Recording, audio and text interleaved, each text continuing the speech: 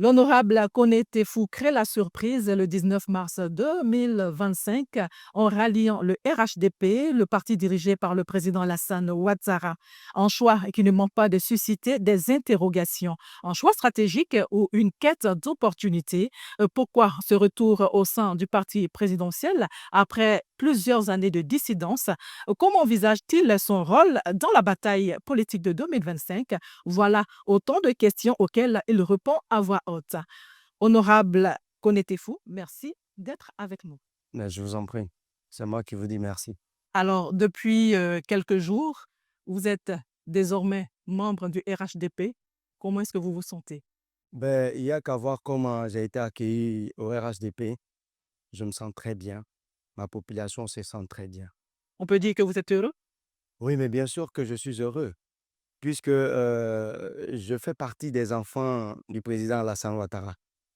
Depuis le début de la bataille pour la conquête du pouvoir du président Alassane Ouattara ici à Abobo, depuis 1994, je suis un fervent militant pour cette lutte, pour cette bataille. Et aujourd'hui, au moment où le président Alassane Ouattara, président de la Côte d'Ivoire moderne, va faire son dernier mandat, je pense que j'ai mon mot à dire. Alors, on est curieux de savoir qu'est-ce qui a motivé ce choix à ce moment précis de votre carrière politique. Ben, il faut dire que depuis 1994, moi, j'ai choisi Alassane Ouattara. J'étais au RDR. J'ai été élu député du RDR. En 2016, j'ai rempilé. J'ai été sur la liste du RHDP. Il faut dire que le président Alassane Ouattara a dégagé un leadership pour rassembler les Ivoiriens. Et une fois au pouvoir, nous avons vu également le travail titanesque qu'il a amorcé. C'est vrai qu'à un moment donné, à Bobo, nous étions demandeurs du démarrage des travaux titanesques du président Alassane Ouattara, parce que passant ici en 2010, pour son dernier meeting de la campagne, moi-même, j'étais sur le podium en tant que maître des cérémonies. J'ai entendu le président Alassane Ouattara dire qu'il allait déployer le plan ADO pour transformer au plan infrastructure, au plan social, la commune d'Abobo, parce que pour lui, Abobo est son bastion. Pour lui, Abobo lui a tout donné. Et donc, nous étions dans l'attente dès la prise de pouvoir jusqu'en 2016. euh, Nous nous sommes dit qu'il faut quand même éveiller les consciences des gouvernants pour dire que Abobo est toujours dans l'attente. Et donc, en 2018, j'ai été candidat aux élections municipales. Cette candidature était la candidature de la révolte. C'était la candidature de l'éveil des consciences citoyennes et civiques des populations d'Abobo. Et je pense que nous avons réussi cette bataille, bien que je n'ai pas été désigné maire de la commune d'Abobo. Et je le dis bien, je n'ai pas été désigné maire de la commune d'Abobo, mais force est de reconnaître aujourd'hui qu'Abobo a un chantier. À Bobo, nous nous sentons bien, nous nous sentons considérés. Et donc, après des années de loyauté envers Soro Guillaume, ne pensez-vous pas que cette fois-ci, vous avez un peu trahi vos idéaux pour des opportunités peut-être qui sont personnelles? Il faut dire que j'ai beaucoup plus passé du temps avec le président Alassane Ouattara. Oui, parce que quand vous prenez 1994 jusqu'en 2019, où il y a rupture entre le président Soro Guillaume et le président Alassane Ouattara, nous, Guillaume Soro et moi, nous étions à la SANIS, nous étions au RHDP. Parce que je vous rappelle aussi que le président Guillaume Soro a été élu au même titre que moi en 2016, député du RHDP à Ferké. Donc nous étions encore avec le président Alassane Ouattara jusqu'à ce qu'il y ait rupture. Le temps que j'ai passé avec le président Guillaume Soro et le GPS, disons le tiers du temps que j'ai passé dans le combat aux côtés du président Alassane Ouattara. Vous comprenez que fondamentalement, comme lui-même aimait à le dire, nous sommes des alassanistes, nous sommes des fervents défenseurs du président Alassane Ouattara. C'est vrai qu'il y a eu la rupture. Aujourd'hui, personnellement, je ne connais pas les motivations profondes. Mais ce qui avait soutenu mon rapprochement avec le président Guillaume Soro, c'était de préparer la succession du président Alassane Ouattara avec le président Guillaume Soro, dont l'ancienne constitution désignait comme le dauphin. Et donc, nous étions dans cette attente, dans cette préparation, parce que le président Guillaume Soro et nous sommes de la même génération. Et comme le président Alassane Ouattara le disait, il devait faire la passe à une nouvelle génération. Et nous, nous considérions comme cette nouvelle génération. Et donc, nous nous sommes mis autour du président Guillaume Soro, pas forcément pour combattre le président Alassane Ouattara, mais pour préparer la succession. C'est ce que nous attendions. Une succession qui vous a valu d'être détenu au moins pendant 1 an. Oui, parce que, vous savez, la lutte politique, ne peut pas se faire aussi sans aller en prison. Vous avez vu beaucoup de politiciens le disent, hein, que c'est vrai que tout le monde n'aime pas aller en prison, même moi-même, j'aime pas aller en prison. Mais quand nous sommes allés en prison, j'ai entendu beaucoup de nos camarades dire que: «Ah, mais ceux qui sont allés en prison, ils vont augmenter en galon». Donc il y a beaucoup aussi qui se sont battus parce que pour aller en prison. Parce que pour eux, quand tu sors de prison, tu as gris. Mais effectivement, la prison m'a assagi. La prison m'a enseigné. La prison m'a fait grandir. Parce que j'étais dans l'euphorie d'un combat vraiment âpre, un combat arme, un combat vraiment avec beaucoup d'énergie. Mais à un moment donné, nous avons compris que tous les combats ne sont pas linéaires. À un moment donné, il faut savoir observer ce qui est bien pour nous-mêmes, qui faisons partie de la population. Et ce qui est bien pour nous, c'est ce que le président Alassane Ouattara est en train de faire. Nous avons été personnellement, pour moi, aveuglés par cette volonté de vouloir lui succéder qui nous a amené vraiment à nous construire un leadership qui devait convaincre les Ivoiriens que ceux-là, on peut leur donner le pouvoir, ils sont mieux, ils peuvent gérer. Mais à un moment donné, quand nous nous sommes rendus compte que le combat était en train de nous amener à nous égarer, hein, face à quelqu'un que nous avons accompagné depuis plus de 17 ans à conquérir le pouvoir et à accéder au pouvoir, il était quand même normal qu'on freine un peu, qu'on réfléchisse, qu'on n'accompagne pas quelqu'un à prendre le pouvoir et puis le combattre pour laisser le pouvoir. Et le président Alassane Ouattara, après 15 années, nous a démontré véritablement qu'il est un bon leadership au plan sécuritaire. Nous avons vu une bonne accalmie. Nous avons vu que tout ce que les autres pouvoirs ont connu comme difficulté sécuritaire avec Alassane Ouattara, l'indice de sécurité a très vite évolué pour le bien-être des populations. Nous avons vu également que les plateaux techniques des grands hôpitaux, des grands centres hospitaliers sur l'ensemble du territoire ont connu une nette amélioration. Il n'y a qu'à aller voir au CHU de Cocody, il n'y a qu'à aller voir à l'ancien hôpital général d'Abo qui est aujourd'hui devenu un CHR. Il n'y a qu'à aller voir à l'intérieur du pays, à Bouaké, à Korogo. Je dis Alassane Ouattara, c'est le bâtisseur de la Côte d'Ivoire moderne. Et quand vous avez contribué à l'élévation d'un tel leadership, à la gouvernance nationale, c'est vrai que vous pouvez être aveuglé à un moment donné par rapport à la succession, parce que la préparation de la succession vous fait dégager beaucoup d'énergie. Mais quand votre énergie est freinée par un sage qui vous attrape sur des faits et qui vous dit que vous êtes en train de vous égarer, allez vous reposer un peu en prison, réfléchissez et quand vous sortez, vous dites attention. Derrière moi, pendant que je faisais 9 mois en prison, mais des chantiers étaient ouverts. Quand je suis sorti des prisons, je suis venu voir à Bobo. Il y a une voie qui contourne à Bobo. On m'a dit que cette voie-là fait le tour d'Abidjan, la Y4. Aujourd'hui, j'emprunte la Y4 quand je sors de chez moi à Biabou. Je m'en vais à PK18 sans passer par le centre-ville, sans passer par la mairie. Quand je vais aller à BC, en 15 minutes, je suis à BC. J'aimerais découvrir un joyau architectural qu'on appelle le palais de justice d'Abobo, alors que nous quittions Abobo pour aller jusqu'au plateau en traversant Adjamé, plateau, pour aller faire un jugement supplétif, pour aller faire un certificat de nationalité.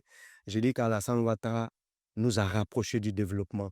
Et quand vous avez vu tout ça, vous vous dites, mais quand vous allez venir au pouvoir, qu'est-ce que vous allez faire mieux que ça? Nous nous disions que si moi j'étais aux côtés de Guillaume Soro, qu'il était président, j'allais lui demander qu'il ait un palais de justice à Abobo. Parce qu'Abobo, dit-on, est la commune la plus peuplée de Côte d'Ivoire. Vous avez plusieurs âmes ici. Et Abobo, c'est une commune qui est habitée par beaucoup de gens qui n'ont pas un bon niveau intellectuel. Beaucoup de déclarations de naissance ne se font pas. Beaucoup de gens ne se déplacent pas pour aller faire le jugement supplétif parce que peut-être ça coûte cher de se déplacer pour aller au plateau. Beaucoup d'habitants d'Abobo ne connaissent même pas où le plateau se trouve parce que ce sont des travailleurs manuels qui quittent quelquefois Abobo pour aller à Cocody, la commune voisine, ou à Djamé, la commune voisine, pour aller faire le commerce, ou bien pour être des artisans sur les chantiers des constructions immobilières. S'il y a un palais de justice à Abobo, s'il y a un CHR à Abobo, s'il y a une école d'excellence, Children of Africa à Abobo, s'il y a à Abobo la construction du lycée d'excellence des jeunes filles à Keikwa, je dis chapeau au président de la République. Je me suis rendu compte que je me suis égaré à un moment donné par la volonté de vouloir accompagner un leadership à sa succession. J'ai dit pour un dernier mandat, il faut que je compte. Il faut que je lui apporte toute mon énergie. Il faut que je lui apporte cette plus-value-là pour que le président Alassane Ouattara se rende compte qu'au moment où Tefour intervient en revenant au RHDP, à Abobo, c'est main dans la main. À Abobo, c'est le rassemblement des fils et des filles de la Côte d'Ivoire pour le bonheur de nos populations. Et pour nos populations, je suis prêt à tous les compromis. On va revenir à votre mentor, donc Soro Guio, votre ancien mentor. Il est aujourd'hui en exil, hein, condamné à la prison à vie depuis 2021 pour atteinte à la sûreté de l'État et pour des faits commis, bien sûr, en 2019. Et ne craignez-vous pas que votre aliment au RHDP soit perçu comme un abandon, hein, de Soro au moment où votre mentor certainement aurait besoin de vous? Oh, je dis que c'est pas un combat de personnes que je mène. C'est un combat pour la Côte d'Ivoire. Vous voyez, le président Soro lui-même, quand il a commencé la politique, c'était pas avec le président Alassane Ouattara.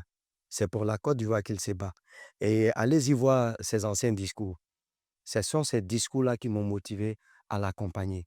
Ces discours nous orientaient sur une politique à visage humain, sur une politique de développement pour la Côte d'Ivoire et pour le bien-être des populations. Et mon rapprochement avec le président Guillaume Soro m'a aidé à contribuer à l'amélioration de la santé de nos populations et je lui exprime toute ma reconnaissance. Mais si nous voulons limiter la politique aux individus, nous allons nous égarer, nous allons perdre de vue que la population, la Côte d'Ivoire, la mère patrie, est plus importante que nous-mêmes. Et comment vos anciens camarades ont réagi à ce ralliement au RHDP? Oh, vous savez, c'est toujours des avis partagés. Certains disent, «T'es fou, vraiment, tu as fait le pas que nous n'avons pas le courage de faire». Parce que faire ce pas-là, c'est vraiment beaucoup de courage. Parce que quand à un moment donné, vous avez suivi un leadership qui s'oppose à la gouvernance nationale, vous comportez comme un défenseur ou un attaquant qu'on prend à Liverpool, qu'on envoie à Manchester. Vous travaillez pour défendre Manchester. Mais le jour que vous revenez à Liverpool, vous travaillez à défendre Liverpool contre Manchester s'il y a un match qui les oppose. Aujourd'hui, c'est avec beaucoup de fierté, avec j'allais dire beaucoup d'énergie que je retourne au RHDP. J'ai été très bien accueilli. Je n'y suis pas allé seul. Je suis allé avec tous mes soutiens. Je pense que le président Alassane Ouattara doit en être fier. Est-ce que dans le contexte actuel, où vous ralliez désormais le RHDP, est-ce que vous avez engagé, des actions pour rentrer en contact avec lui et puis lui faire cette proposition avec Soro Guillaume, pour lui faire cette proposition? Mais je ne sais même pas où il est. C'est pour cela que je passe par les médias, parce que depuis un peu plus de 3 ans et demi, je ne suis pas en contact avec lui. Alors qu'il ne s'est passé pas une semaine sans que nous communiquions. Je ne sais pas les motivations. Mais pour ce que je sais, je me dis, l'exil doit être difficile. En exil, c'est difficile peut-être de rentrer en contact avec les uns et les autres. Mais j'apprends par certains de nos camarades que le président Soro m'a appelé hier, le président Soro m'a appelé aujourd'hui. Je me dis, même si Tefou fait partie de ceux qui disent il faut faire un retour à la maison, ça ne devrait pas couper la communication entre deux partenaires. Peut-être que si on avait été en contact, je le lui aurais dit de vive voix, Monsieur le Président, vraiment pour donner un nouveau souffle, un nouvel élan à notre politique. La stratégie qui valent la peine d'être adoptée, c'est la stratégie de retour auprès du président Alassane Ouattara parce que tout le combat politique que vous avez mené ensemble depuis combien d'années comparativement à aujourd'hui, je pense que ce que vous avez construit vous attend. C'est ce leadership-là au sein du RHDP, c'est ce leadership-là auprès des Alassanistes, parce que nombreux sont ceux qui disent: «Ah, mais si Soro Guillaume était là aujourd'hui, le vieux peut-être n'allait pas rempiler». Parce qu'il est fatigué, il dit, c'est vrai, il a une demi-douzaine, mais parmi cette demi-douzaine-là, le président Soro Guillaume avait un leadership vraiment un peu plus élevé que pour les autres. S'il était là aujourd'hui, je pense que ça pouvait créer ce déclic-là pour ne pas que le vieux, en tout cas, aille se fatiguer davantage pour la Côte d'Ivoire parce qu'il aurait un fils auprès de lui qui est suffisamment préparé, qui est suffisamment armé.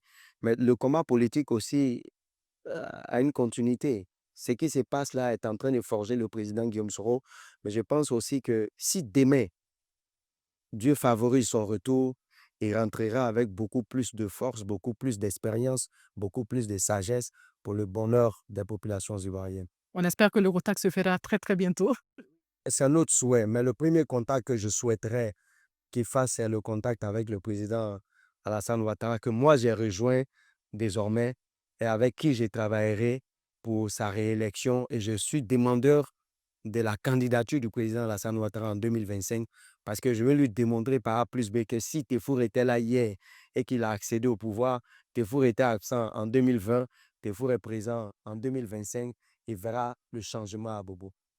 Honorable, vous avez exprimé votre engagement à travailler avec soumission et dévotion, je vous cite, hein, aux côtés des figures clés comme Kandia Camara, président donc du Sénat et maire d'Abobo.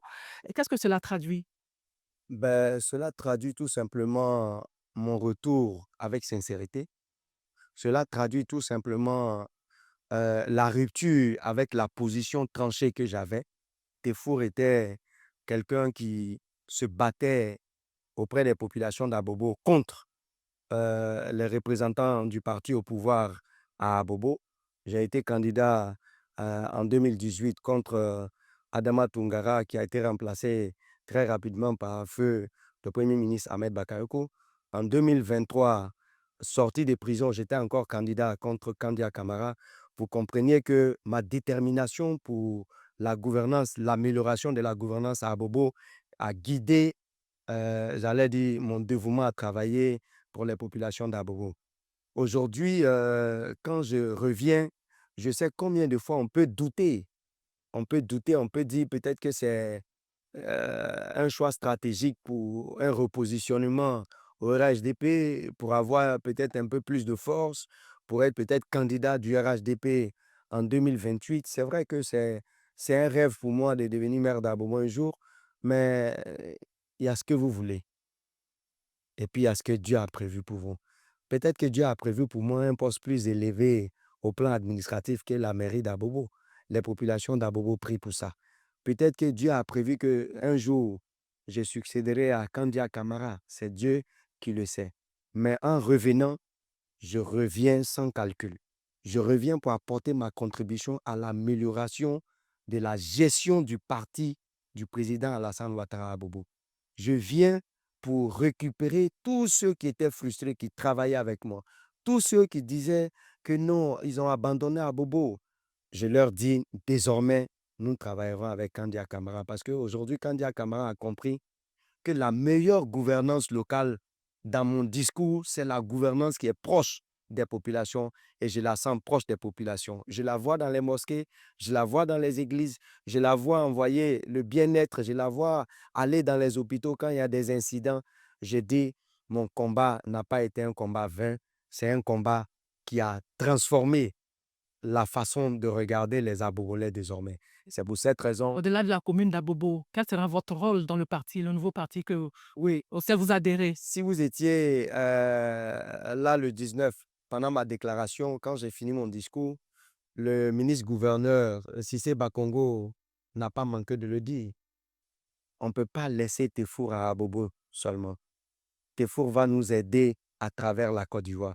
Et je vais vous dire qu'à travers la Côte d'Ivoire, il y a beaucoup de jeunes, beaucoup de femmes, beaucoup de cadres des autres partis qui m'admirent, qui m'appellent, qui me disent félicitations. Beaucoup de députés, beaucoup de maires qui sont mes amis.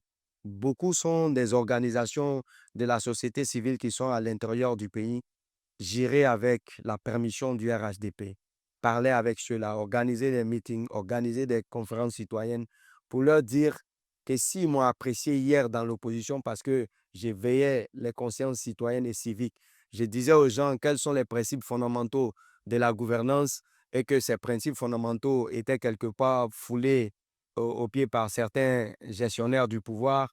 Désormais, je suis avec eux pour surveiller cette gouvernance, pour surveiller l'application des quatre principes fondamentaux. Et je pense que le président Alassane Ouattara est en train de réussir la mise en œuvre de ces quatre principes fondamentaux. Vous avez vu un peu partout, les voix s'élèvent pour dire merci au président Alassane Ouattara, des organisations de journée de reconnaissance au président Alassane Ouattara.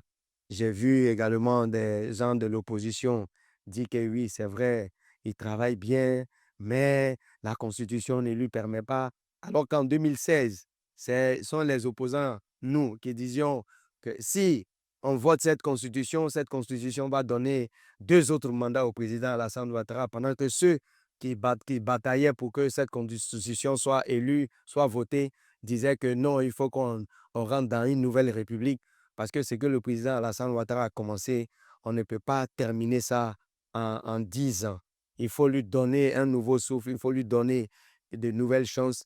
Et donc, le oui l'a emporté. Si le oui l'a emporté, c'est dit que c'est la majorité qui s'impose à la minorité. Et la minorité ne peut pas venir dire aujourd'hui que la Constitution n'est pas appliquée. Moi-même, à un moment donné, je me suis égaré en disant que non, c'était un mandat anticonstitutionnel. Mais quand j'ai vu le retour du président Laurent Gbagbo de La Haye avec son aîné, feu Henri Konan Bédié, que l'ex-président Gbagbo a appelé le président Alassane Ouattara, Monsieur le Président, garde-vous. J'ai dit, c'est une marque de reconnaissance de l'élection de 2020.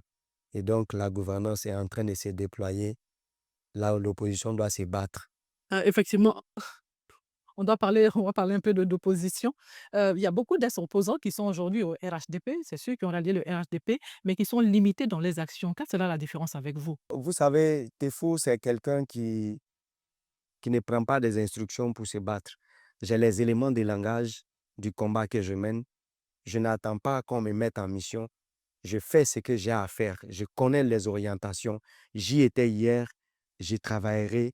Et si vous avez vu comment me suis déplacé pour aller, c'est différent des autres cas dont vous parlez. Moi, je suis un homme politique. Je suis adossé à un peuple. Je suis adossé à une population avec qui j'ai tissé un lien très affectif, un lien très étroit.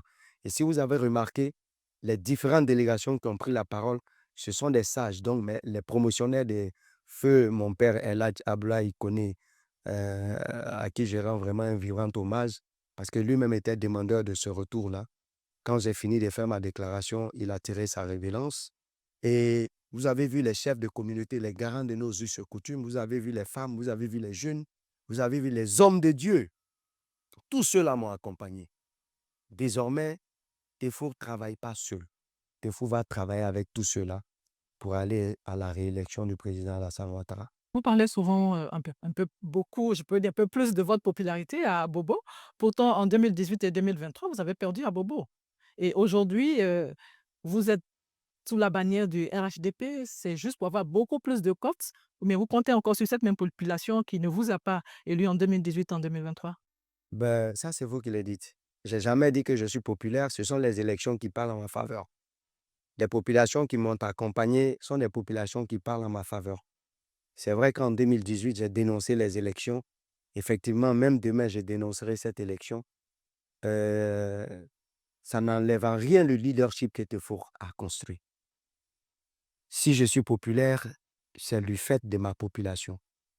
C'est ce que tout politique doit faire. Quand vous travaillez pour vos populations, quand vous prenez position pour vos populations, quand vous portez la voix de vos populations, c'est forcé que les populations vous accompagnent. Je ne passe pas par la langue du bois. Quand les populations pensent quelque chose, Je suis un des premiers. Même quand j'étais hier au RHDP, je faisais partie de ceux qui dénonçaient que non, les militants sont oubliés, les populations sont oubliées. Devenu député, j'ai fait ce que je pouvais faire. J'ai travaillé sur plusieurs thématiques: éducation, jeunesse, femmes, santé, etc., etc. C'est ça qui m'a valu, entre griffes, ce que vous appelez cette popularité, mais moi j'appelle ça cette affection entre ma population et moi. Aujourd'hui, revenu au RHDP, rien ne m'empêchera de travailler et je pense que les cadres, les patrons de la haute direction du RHDP savent mieux que quiconque qui est Tefou, comment utiliser Tefou. Tefou est un instrument, j'allais dire, de mobilisation des hommes, de mobilisation des populations. OK, vous avez mobilisé lorsque vous étiez dans l'opposition, vous mobilisez désormais avec le RHDP, le parti au pouvoir et vous l'avez dit, une fois: «Je m'étais retranché, mais je n'étais pas parti». Donc finalement, entre avant et maintenant, où est-ce que vous avez vraiment appris ce que c'est que la politique? Il faut dire que chaque année, quand vous partez à une élection, c'est comme si vous passez d'une classe antérieure à une classe supérieure. Pour quelqu'un comme Tefo qui a à son actif 5 élections à Abobo, dont une élection dans le district autonome d'Abidjan en 2002 sur la liste du RDR, quand vous avez 5 élections à votre actif, c'est-à-dire que vous avez atteint une certaine maturité. OK. Et à ce jour, quel est votre plus grand regret en politique, que ce soit dans l'opposition ou aujourd'hui? Je vais vous dire que j'ai jamais eu de regrets. Pourquoi? Parce que tout ce qui m'arrive, je place ça sur la construction d'un homme qui doit être accompli. Même quand je suis allé en prison, je n'ai pas regretté. Parce qu'en prison, j'ai appris beaucoup. En prison, j'étais enfermé, je priais régulièrement, les 5 prières quotidiennes de l'islam. Alors que quand je n'étais pas en prison, souvent les heures de prière me trouvaient dans les heures de prière me trouvaient dans les activités politiques, des réunions, des meetings, etc. Une fois en prison, je me suis dit, mais attends, je regarde à gauche, je regarde à droite, il n'y a personne, même mon père ne peut pas me sortir de là. Même mes parents, ils ne peuvent pas. Le seul aide que j'implorais, c'est le très haut Dieu. La prison m'a rapproché de Dieu et désormais, quand je parle avec beaucoup plus de sérénité, beaucoup plus de conviction, avec moins de haine. Parce que j'ai dit tout ce qui arrive à l'homme est bon pour la construction de son être. Et moi, j'ai appris beaucoup de choses. Je n'ai vraiment pas de regrets. Aucun regret d'avoir travaillé avec Guillaume Soro parce que j'ai appris beaucoup de lui. Aucun regret d'avoir été en prison. Je n'ai aucun regret d'avoir abandonné le RHDP parce qu'à un moment donné, il était nécessaire que je sorte pour porter la voix de ma population. Et je pense que cela a porté. De retour, ils savent qui est Tefou, ils savent ce que Tefou aime, ils savent ce que Tefou n'aime pas, mais ce que Tefou aime, c'est ce que la population d'Abobo aime, ce que Tefou n'aime pas, c'est ce que la population d'Abobo n'aime pas. OK, on va parler à présent de gouvernance et de développement local, hein, si vous le permettez. Alors, quel regard avez portez-vous sur, la gestion actuelle de la commune d'Abobo? La gestion actuelle, qu'est-ce que vous en pensez? Vous pensez que vous êtes à même de le faire?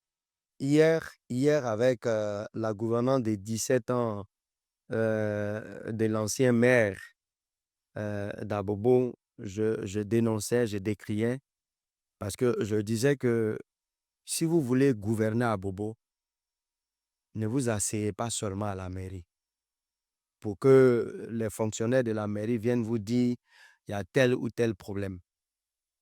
Et le maire, c'est celui qui a décidé de lui-même de se porter candidat. Il avait un projet pour le bien-être des populations. Il faut qu'il aille vers cette population. Il faut qu'il aille dans les quartiers. Parce que quand vous ne pratiquez pas les quartiers, vous ne pouvez pas savoir comment les populations se battent pour traverser la boue, pour traverser les crevasses, pour avoir accès à leur domicile.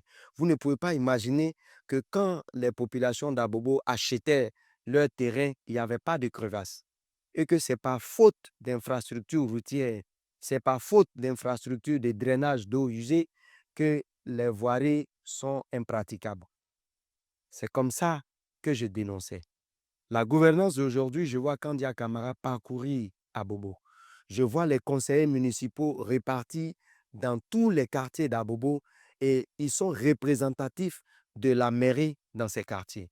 J'ai vu l'installation des comités de salubrité dans tous les quartiers. J'ai vu des dons de matériel d'enlèvement des ordures dans les quartiers.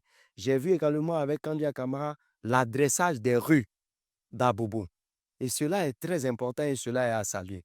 J'ai vu également au plan social que quand des populations ont des difficultés, elles peuvent avoir accès à Kandia Camara. Et moi-même, j'ai marqué mon retour récemment au RHDP, j'ai perdu mon père. Comme elle a l'habitude de le faire aux côtés des autres populations, elle est venue à mon chevet. Le jour de l'inhumation, elle est passée à la maison la veille, etc. C'est ce comportement, cette gouvernance-là qu'Abobo a besoin. Et donc, auprès des Kandia Camara, nous allons prolonger ces actions-là. Et apporter quoi de plus? Apporter quoi de plus? C'est le prolongement de toutes ces actions sociales. Nous avons à l'époque un projet de nous rapprocher des populations, de décongestionner le service technique, le service social. Aujourd'hui, il y a un logiciel qui permet de faire les déclarations de naissance depuis les maternités, que j'ai salué. C'était un de mes projets. J'ai vu également que au niveau du service social, au niveau du service technique, il y a des représentations à PK18, à Bokabo, et je vais demander qu'il y ait des représentations dans d'autres quartiers. Et moi, je ne ferai qu'accompagner et amplifier cela. Moi, je suis quelqu'un qui aime vraiment le contact avec les populations. Je suis un acteur vraiment de terrain, beaucoup plus que ma grande sœur Candia Camara, c'est une femme. Mais j'irai sur le terrain, je reviendrai pour lui dire, si on fait ceci, c'est bon, si on fait cela, c'est bon pour la population. Dans telle zone, on aura besoin de telle infrastructure sociale de base. Je vais l'encourager à travailler dans ce sens-là. Et les gens verront la différence. Alors, honorable, justement, en matière de gouvernance et de développement local, il y a le chômage des jeunes qui se constate en Côte d'Ivoire et dans les communes. Ça reste un défi effectivement majeur. Pensez-vous que les politiques actuelles en matière d'emploi local sont efficaces pour remédier à cette situation, surtout dans la commune d'Abobo? Vous savez, les questions d'emploi sont des questions récurrentes et tous les États sont confrontés à ces questions. Que vous allez aux États-Unis, que vous allez au Ghana, que vous passez par le Mali, le Burkina Faso ou la Côte d'Ivoire, ce sont des questions récurrentes. Ce que nous demandons régulièrement à la gouvernance nationale, c'est de créer des incubateurs d'emploi. Je pense qu'avec le ministère de la Jeunesse, beaucoup d'efforts sont faits. Beaucoup d'efforts sont faits. Euh, L'auto-emploi, la formation professionnelle, parce que beaucoup avant s'attendaient à finir les études, aller passer les concours. Et quand vous regardez pour 1000 places, il y a 100 000 personnes qui s'inscrivent. Quand vous regardez souvent pour 20 places au cycle supérieur de l'ENA, il y a 2000 personnes qui s'inscrivent. Et donc, quand on prend les 20 personnes, c'est comme si c'est une goutte d'eau qu'on a enlevée dans la mer. Alors que chaque être est doté d'une intelligence, d'une compétence. Aujourd'hui, quand nous regardons un peu au Ghana, les travailleurs sont des travailleurs, j'allais dire, à multiples compétences. Moi-même qui suis assis devant vous, je suis instituteur de formation, journaliste de formation, parce que pendant que j'étais instituteur, j'ai fait des cours du soir pour avoir un master en journalisme TV, donc votre collègue à l'ISTC de Cocody, juste derrière la RTI. J'ai fait une formation pratique sur le terrain, comme tous les jeunes d'Abobo, commune des travailleurs, dans la maçonnerie, dans la menuiserie. Ici, chez moi, à la maison, quand il y a un problème d'électricité, je n'appelle pas un électricien, c'est moi qui gère. Quand j'ai un problème de maçonnerie, c'est moi-même qui gère. Pour construire cette maison, ce sont des jeunes d'Abobo que j'ai déployés, qui sont dans mon équipe. Nous avons travaillé ensemble. Et même quand j'étais en prison, quelquefois, quand on a les moments de mise à disposition du téléphone, j'appelle pour savoir comment les choses se font. Et quand vous avez regardé qu'on peut travailler à distance, je dis waouh, les jeunes d'Abobo ont cette compétence-là. Moi, je les encourage. Et de manière concrète, qu'est-ce que vous proposez? Ah, de manière concrète, je l'ai fait déjà avec beaucoup d'entre eux. Je leur ai demandé d'aller dans des entreprises. Je les ai recommandés, j'ai orienté certains dans des entreprises, des amis, pour aller se professionnaliser. Parce que le plus souvent, les gens restent dans les petites tâches. Ils vont travailler pour les autres. Eux, ils gagnent beaucoup d'argent et puis ils leur donnent un peu. Et j'ai travaillé régulièrement à leur faire comprendre que la vie de nous, les enfants à revenus, des parents à revenus modestes, c'est 3 étapes. La première étape, vous travaillez pour les gens, vous apprenez, vous atteignez leur niveau et puis à un moment donné, vous gagnez un peu d'argent, vous économisez et puis vous créez pour vous. Quand vous créez pour vous, vous êtes à un niveau où vous ne mangez pas, mais vous payez les autres. Et quand ça avance, à un moment donné, vous gagnez beaucoup d'argent, vous payez, vous gagnez beaucoup d'argent, vous payez des salaires. Donc la première étape, c'est travailler pour les autres. La deuxième étape, c'est pour travailler pour soi-même. La troisième étape, c'est employer les gens pour travailler pour vous. Et beaucoup ont compris, beaucoup sont des petits chefs d'entreprise. Ils ont payé leur mobilette, ils ont payé leur moto. À certains qui ont payé leur voiture, ils viennent régulièrement ici me dire merci parce que quand vous travaillez pour vous-même dans la vie sociale, il est bon d'avoir des modèles.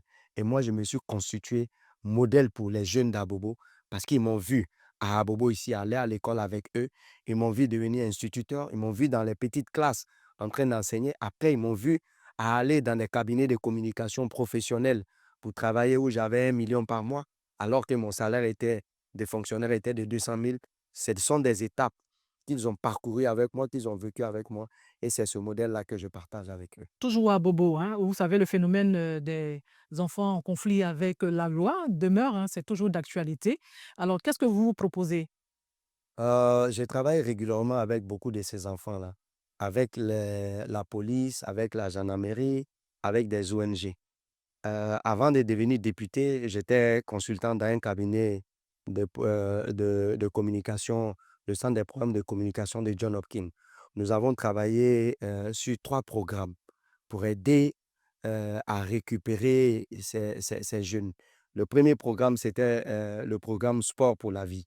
Sport pour la vie, nous avons vu identifié que les enfants d'Abobo, à cause de la paupérisation des parents, n'arrivaient pas à passer le cap du CM2. C'est-à-dire, ils vont à l'école primaire, mais à partir du CM2, quand ils ne sont pas admis, où les parents doivent pouvoir débourser un peu d'argent pour les inscrire dans les collèges privés, c'est difficile, ils abandonnent l'école. Et ces enfants-là se retrouvent dans les rues parce que les parents, pour ceux qui sont les papas, quittent Abobo pour aller travailler en dehors d'Abobo, les mamans sont obligées d'aller dans les marchés pour aller vendre, les enfants sont livrés à eux-mêmes. Donc le programme Sport pour la vie avait pour ambition de montrer ce jeune homme-là qui faisait le football pieds nus, qui était comme eux hier, Touré Yaya Niniri, qui est devenu un professionnel. Et Touré Yaya Niniri a accepté d'associer son image à ce programme. Nous avons travaillé à inscrire ces enfants-là dans les centres de formation de football. Aujourd'hui, à Abobo, par ma contribution, nous avons plus d'une centaine d'écoles de formation de football à Abobo qui accueillent ces enfants. Hier, je voudrais profiter pour leur dire infiniment merci parce que par reconnaissance, le président de l'UEFA, avec tous les encadreurs, tous les coachs sont venus me dire Yako à la maison. C'est encourageant le travail que nous avons fait. Le deuxième programme, c'était le programme qu'on appelait Super Go. Le programme Super Go s'adressait aux jeunes filles déscolarisées et non scolarisées qui faisaient la petite vente, mais qui quelquefois étaient exposées au premier rapport sexuel à autour de 12 ans. Et ces filles-là devenaient des filles mères. Donc, ce programme-là nous a amené à faire leur alphabétisation, à retarder, à les encourager à retarder au maximum les premiers rapports sexuels et en leur disant que plus vous conservez, plus vous mûrissez, plus vous devenez adulte, plus vous prenez des décisions concernant vos vies.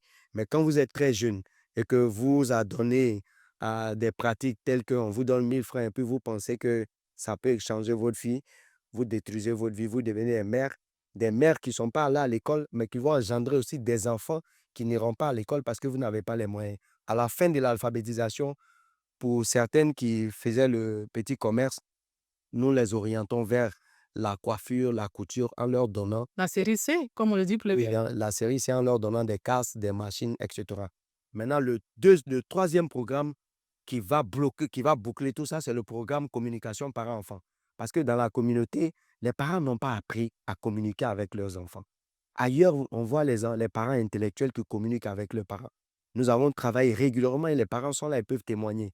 Avec beaucoup de programmes, avec beaucoup j'allais dire, beaucoup d'échanges à faire des mises en situation en appelant les parents à faire venir à la fin du cycle de formation les enfants qui sont réticents pour créer un lien affectif, pour leur permettre d'échanger, d'apprendre à communiquer, surtout des sexualités, parce que tout part de là. Est-ce qu'on peut dire qu'avec vous, en 2025, il n'y aura plus d'enfants microbes? Vous savez, les œuvres humaines ne sont jamais parfaites. Même quand vous voulez faire l'effort d'aider des gens, ils feront l'effort de vous fuir et d'aller dans la rue. Notre rôle, c'est de faire le maximum possible pour que les parents puissent aider leurs enfants. Les parents puissent accepter de sortir de ce qu'ils font d'habitude, nourrir leurs enfants, ne pas communiquer avec leurs enfants, ne pas orienter leurs enfants. Nous allons faire l'effort de les aider. Et même si vous voulez déployer tout le moyen que vous avez, vous allez avoir toujours des taux d'échec. On espère que ce taux d'échec-là sera tout petit et Aujourd'hui, si vous regardez à Bobo, ce qui s'est passé hier a beaucoup diminué. Avant, en pleine journée, vous êtes en pleine circulation, ils créent l'embouteillage, ils agressent les taxis, les voitures personnelles. Aujourd'hui, est-ce que vous entendez cela? Si vous n'entendez pas cela, c'est parce que le leadership dans la gouvernance nationale a pris en charge ce phénomène-là. À Bobo, il y avait 4 commissariats. Après 5 commissariats, aujourd'hui, nous sommes à 9 commissariats. À Bobo, le nombre de forces de l'ordre qui étaient déployées a été multiplié par 2 voire 3. C'est-à-dire que le président Alassane Ouattara tient à Abobo. Lui-même vient régulièrement pour faire des meetings ici. Il voudra venir à Abobo, où on dit Abobo la paix, Abobo la paisible, Abobo la belle. d'accord, on va parler maintenant de perspectives, hein, de 2025, pardon. Nous sommes à 7 mois des élections présidentielles, en octobre 2025. Comment est-ce que vous pensez pouvoir influencer la dynamique au sein du RHDP? Ma venue simplement a commencé à influencer. Vous voyez l'engouement qu'il y a. C'est dire qu'il faut. Vous allez me faire parler, des gens vont dire il n'est même pas modeste. Oui, Tefo, c'est un champion en politique à Abobo, politique locale. C'est vrai, je n'ai pas encore cette envergure nationale. Je suis en construction. Mais quand vous regardez le langage que je tiens, le discours que je tiens, c'est un discours qui, à un moment donné, a rassemblé en 2023 toute la classe politique autour d'un indépendant. Vous avez vu le président Henri Konan Bédié, ex-président du PDCI, me recevoir, me donner son onction, l'onction du PDCI. J'avais vu l'ex-première dame Simone Babo, ex-députée d'Abobo. C'est-à-dire, Tefou, il est connu à Bobo. Tefou, il est sur le terrain à Bobo. Je suis en contact avec tous les partis politiques. Il n'y a pas d'adversité. Quand on se retrouve à Bobo, nous sommes entre nous les frères. À Bobo, pour Abobo, nous sommes entre tous les frères. C'est pour ça qu'on était ensemble. Et aujourd'hui encore, on est ensemble. Ceux qui m'ont accompagné, vous avez vu à la rue Le Pic, le vieux qui a pris la parole. Il dit, Tefou reste nous faut, moi je suis bêté. Mais mon fils est Tefou à Bobo. Où Tefou va, c'est là que je vais. Vous voyez, c'est fort, c'est des messages forts. Ce n'est pas moi qui le dis. Je vais chez eux, ils viennent chez moi, ma porte est tout le temps ouverte. Ici, il y a la sécurité. Vous avez Voilà. parlé de PDCI, vous avez parlé du président Bédier. Mais il se trouve qu'aujourd'hui, l'opposition, notamment le PPAC et puis le PDCI, critique le processus électoral, pointant les irrégularités dans la liste électorale et puis le fonctionnement de la CEI. Vous, quelle est votre réaction par La rapport à ch- tout ça? C'est la chose normale des choses. Quand vous êtes opposant, votre rôle, c'est de critiquer. Mais hier, le PDCI était avec le président Alassane Ouattara. Ont-ils critiqué? Non. L'opposition a pour rôle de jouer le contre-pouvoir. Le pouvoir a pour rôle d'écouter tout ce qui se dit et améliorer la gouvernance. C'est ça le jeu démocratique. Quand vous choisissez d'être avec le pouvoir, même quand vous critiquez en silence, vous critiquez en interne. Mais quand vous êtes dans l'opposition, vous critiquez à haute voix. C'est la chose la plus normale. Et puis le pouvoir écoute, le pouvoir essaie d'améliorer. Il y a eu le dialogue politique qui a été débuté par Feu Amadou Gon Coulibaly, poursuivi par Feu Ahmed Bakayoko. Et puis je pense que ça a apporté des fruits. Aujourd'hui, il y a vraiment une accalmie, il y a un apaisement.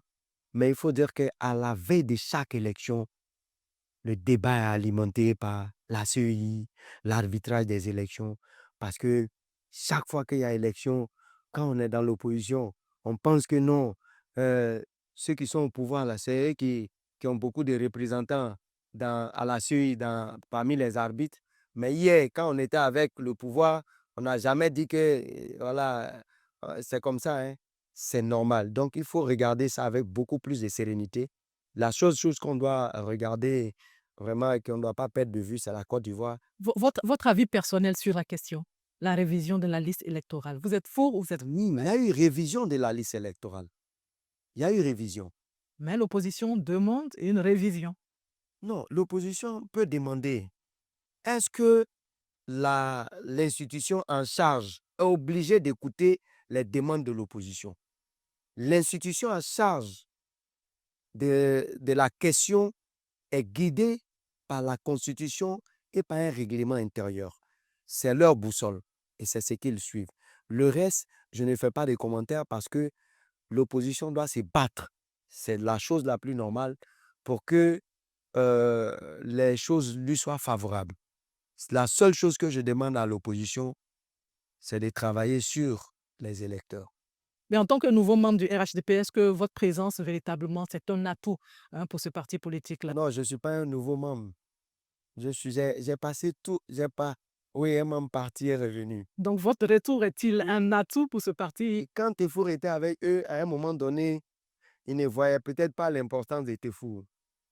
Quand Tefur est sorti, et puis il s'est opposé à, il dit, ah, on n'a même pas su que il était aussi costaud que ça, hein. Parce que c'est les rapports de force qui déterminent les choses, hein.